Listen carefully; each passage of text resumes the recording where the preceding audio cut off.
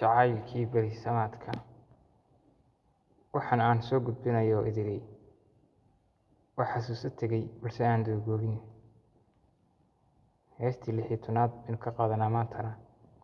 Magaceeda waxaa la yidhaahdaa Quraysh. Waxay leedahay qaabkiiyo suuradaada wacan aadmigu u khushuuco walee Qurayshna inaad tahay qaarkoodba ku dhaarmale. Waxaa quruxdiiyo milgaha kuu raaca astaamo quman oo aanan qaraja yahay qoraal lagu koobi karin. Xishood, quwad iyo garaad, qaynuun, karti iyo dadaal, intaa iyo dhowr qarsoon adaa qaatay ogow. Waxaa ana qoobka iyo qoortiyo iga xidha mijaha jacayl qaawanoo bur iyo qaariyey macmil dhibi. Qalbiga hoo iga guddoon, beerkana qaadiyay xafido, jismiga gabigiisna qabo. Qudhiyo xubnahana dhammaan qof baa tahay loo horay qaado qalada u marayn.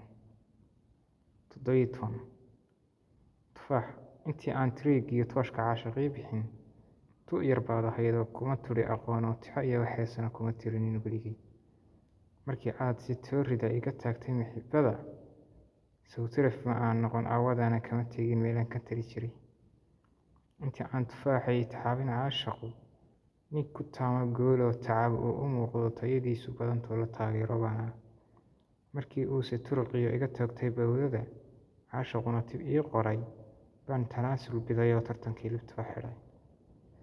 Naftu waa ku tabasaa kuu tawaawacaysaa taar bay ku xidhantoo aday ku tigtigantee ha ku eegin tawstee bal u kaalay toddobaad oo ka tiri waayaha aan tallaabo qaadan tamar buuxda yeeshe.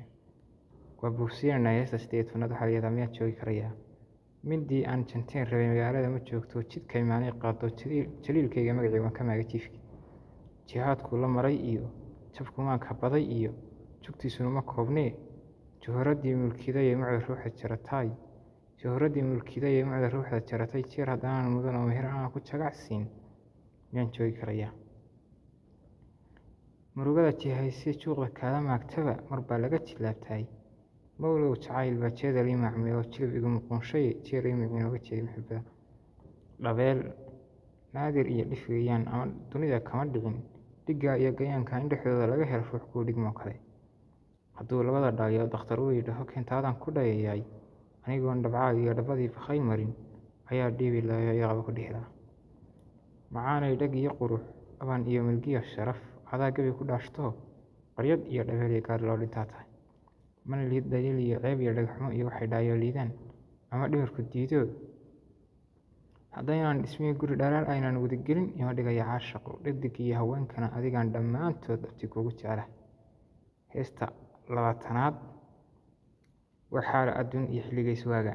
Waxay leedahay waa xaal adduunyada xidigtaan jeclaayay xaggee baad ku sugan tahay. Waxaad raynaysaa weli mise talow xasuustii xumeed baad ku nooshahay. Xilligaa macaanay xagaafkaan islaa qaad oodii xasdhigayay maan xiiqin jeer wax iska kama aan jarin. Jacayl baa i xidhayo xabsi ii taxaabo hayraad isaaree sidii tuug alaab xaday buu ila xaalo xubnuhu barkoostee intaan xiski iyo nudiga badi xerooga sameeyeen xabadkayga siiyay jeceliyo xaqiiqdii inaad noqoto xidhahay. Waxaan kuu xulaayo intaa kuu xardhaayoon xaashi kuugu qoraya sugaan xaddaafoo laab xalan ka timiyo xubigaaga ii diray. Halkaasiin ku joojinanaa maanta qaybteennii 4aad ee barnaamijkii jacaylka berisamaadka. Waan idin salaamayaa. Assalaamu calaykum waraxmatullaahi wabarakaatuh.